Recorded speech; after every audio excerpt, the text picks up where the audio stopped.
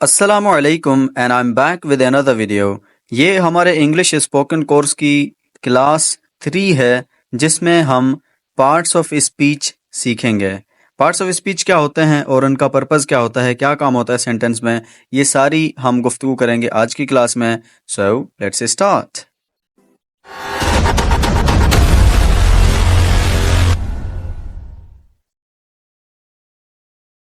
सबसे पहले हम ये देखते हैं कि हाउ मैनी आर देयर, ये कितने होते हैं, पार्ट्स ऑफ स्पीच कितने होते हैं। तो कहते हैं कि जी there are 9 parts of speech. अच्छा, आप में से कुछ कह रहे होंगे भाई यार हमने तो पढ़ा था 8 होते हैं, तो आप 9 कह रहे हैं। तो असल में बात यह है कि ये जो आर्टिकल है मैं आपको दिखा देता हूँ।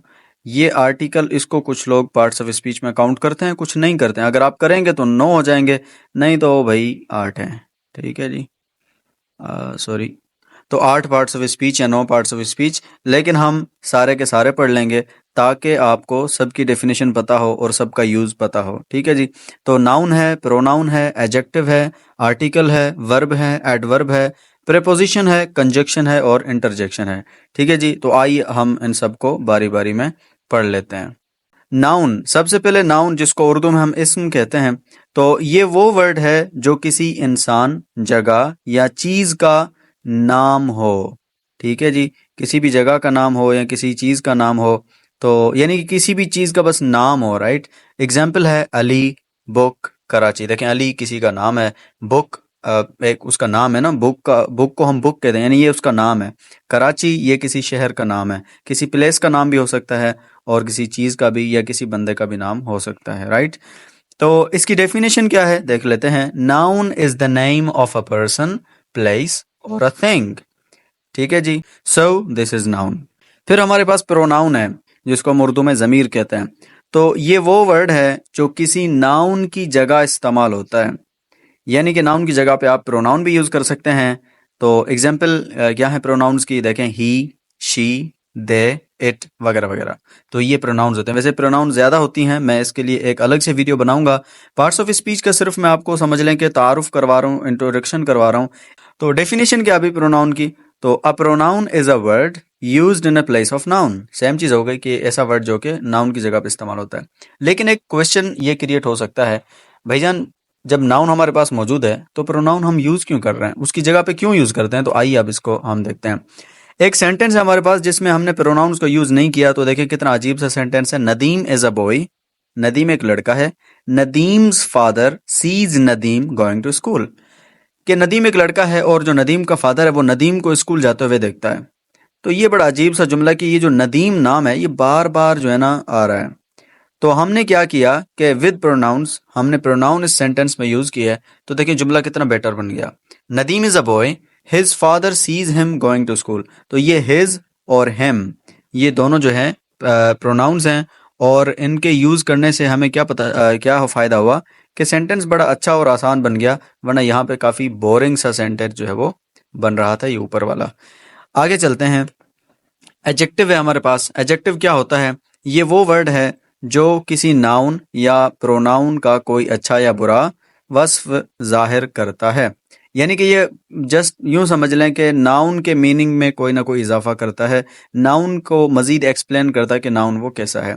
एग्जाम्पल है द रूम इज डर्टी, जो रूम है वो डर्टी है। तो देखें ये जो वर्ड है डर्टी, ये एक एडजेक्टिव है जो कि रूम नाउन को मॉडिफाई कर रहा है और इसके बारे में बता रहा है, इसका कोई ना कोई वस्फ जाहिर कर रहा है। डेफिनेशन है an adjective is a word, adjective एक ऐसा वर्ड होता है that adds something to the meaning of a noun or a pronoun. यानी कि बात वही होगी कि एडजेक्टिव एक ऐसा वर्ड होता है जो कि नाउन या प्रोनाउन के मीनिंग में कुछ ना कुछ इजाफा करता है, ऐड करता है। अब हम वर्ब की तरफ चलते हैं। ये वो वर्ड है जिससे किसी काम के होने या करने का पता चलता है। तो ये पहले आपने देख लिया कि इसका काम क्या होता है। तो एग्जाम्पल देखें, आई गो टू ऑफिस। तो यहाँ पे ये जो वर्ड है गो, यानी कि इससे पता चल रहा है कि इस सेंटेंस का तो मीनिंग है मैं ऑफिस जाता हूँ। तो इस सेंटेंस में गो हमें बता रहा है कि इसमें जाने का काम हो रहा है। आई गो टू ऑफिस, तो ये जो वर्ड है go, this is a verb. Definition है a verb is an action word which shows any action, कि ये जो वर्ब होता है ये असल में एक एक्शन वर्ड होता है। ये हमने पहले भी क्लास नंबर 2 में देखा था, जो कि किसी एक्शन को जाहिर करता है। ठीक है जी। आगे चलते हैं। हमारे पास है आर्टिकल। तो आर्टिकल्स ये होते हैं अ, एन और द, ये आर्टिकल्स होते हैं। तो ये वो वर्ड है जो किसी नाउन के मीनिंग को आम या खास बनाता है, यानी कि आपको बताता है कि ये जो नाउन है ये आम है या तो खास है, कोई मखसूस नाउन है। एग्जाम्पल है, I bought a laptop yesterday but the laptop is very slow. अब यहाँ पे इस बात को समझने की कोशिश करें कि जब मैंने फर्स्ट टाइम लैपटॉप के बारे में बात की तो मैंने कहा अ, यानी कि ये जो अ और एन है ये आम चीज के लिए आते हैं, यानी कि जो जिससे आप बात कर रहे हो उसे पता नहीं हो कि ये जिस चीज के बारे में आप बात कर रहे हैं वो उसे नहीं जानता, तो आप अ और एन लगाते हैं। इसके लिए मैं अलग से आर्टिकल की वीडियो बनाऊंगा जिसमें पूरा एक्सप्लेन करूंगा कहाँ पे अ, कहाँ पे एन और कहाँ पे द लगाना होता है। लेकिन जब मैंने कहा but the laptop is very slow, तो यहाँ पे जब लैपटॉप का दूसरी मरतबा मैंने जिक्र किया तो अब मैंने द यूज किया। तो ये आसान लफ्जों में सिर्फ अभी तक ये समझ लें आप कि जब आप किसी नाउन को फर्स्ट टाइम यूज करेंगे अपनी स्पीच में तो उससे पहले आ लगाएंगे या तो एन लगाएंगे, और अगर उसको दोबारा एक्सप्लेन करेंगे तो वहां पे द के साथ यूज करना है। डेफिनेशन है, an article is a word that comes before a noun to show if it's specific or general. ठीक है जी, तो नेक्स्ट हम देख लेते हैं एडवर्ब। राइट, ये वो वर्ड है जो किसी वर्ब, एडजेक्टिव या किसी और एडवर्ब के मीनिंग में इजाफा करता है। कैसे? देखें यहाँ पे एग्जाम्पल है, शी वॉक्स स्लोली, वो आहिस्ता चलती है। यहाँ पे मैं आपको बता दूं कि ये जो स्लोली है, ये वॉक्स, ये जो वर्ब है, इस वर्ब के मीनिंग में मजीद ये कुछ इजाफा कर रहा है, हमें उस वर्ब के बारे में कुछ ना कुछ बता रहा है। तो शी वॉक्स स्लोली, वो आहिस्ता चलती है, तो ये स्लोली यहाँ पे क्या है भाई? एडवर्ब है यहाँ पे। ठीक है, डेफिनेशन इसकी देख लेते हैं।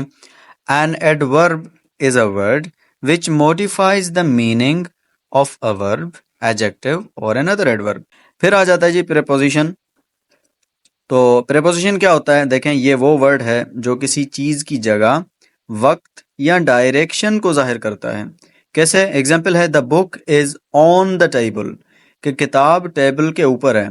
तो ये जो ऑन वर्ड है ये प्रीपोजिशन है जिसने हमें बताया कि किताब भाई किधर है, टेबल के नीचे नहीं है बल्कि टेबल के ऊपर है।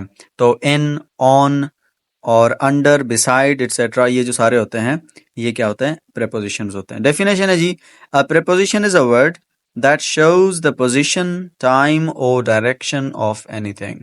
प्रेपोजिशन भी हमारा हो गया, और अब है कंजक्शन। कंजक्शन क्या होता है? ये वो वर्ड है जो दो वर्ड्स या सेंटेंसेस को आपस में मिलाता है।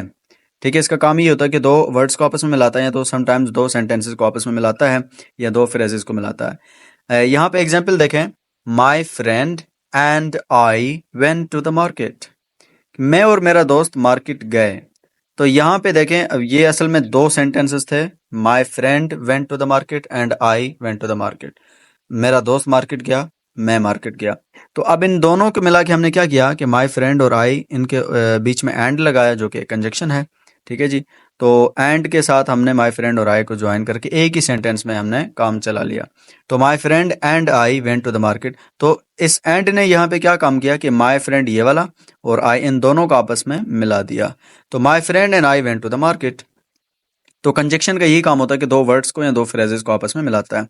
अ कंजक्शन, ये इसकी डेफिनेशन है, a conjunction is a word which joins words और सेंटेंसेस टू ईच अदर। वही सेम चीज जो हमने यहाँ पे डिस्कस की। और लास्ट में हमारा इंटरजेक्शन आता है। तो ये वो वर्ड है जो खुशी, गम या हैरत की वजह से मुंह से निकलता है।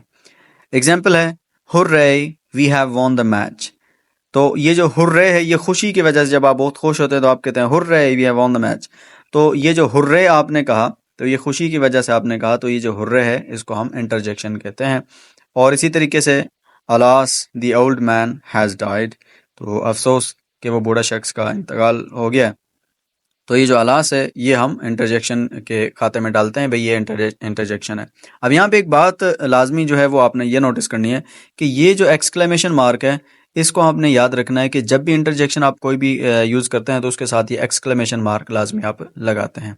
ठीक है जी, डेफिनेशन है इसकी, an interjection is a word which shows the sudden feeling of mind. तो यही चीज़ जो हमने यहाँ पे डिस्कस की वो यही उसकी डेफिनेशन है इंग्लिश में, तो आपने इसको भी देख लेना है। ठीक है जी, तो ये हो गया हमारे पार्ट्स ऑफ स्पीच। इनको अच्छे तरीके से आपने देखना है और इनको लर्न करना है आपने।